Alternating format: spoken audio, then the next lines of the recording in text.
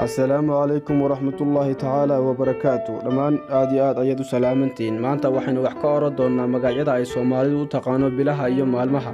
Aynu ku horeynaa bilaha waxay u taqaanaa Soomaalidu sida tan: 1 Muharram, 2 Safar, 3 Mawlid, 4 Rajal hore, 5 Rajal dhexe, 6 Rajal dambe, Sabuux oo 7 ah, 8 waa Baris, 9 Soon, 10 Soonfur, 12 Carrafo.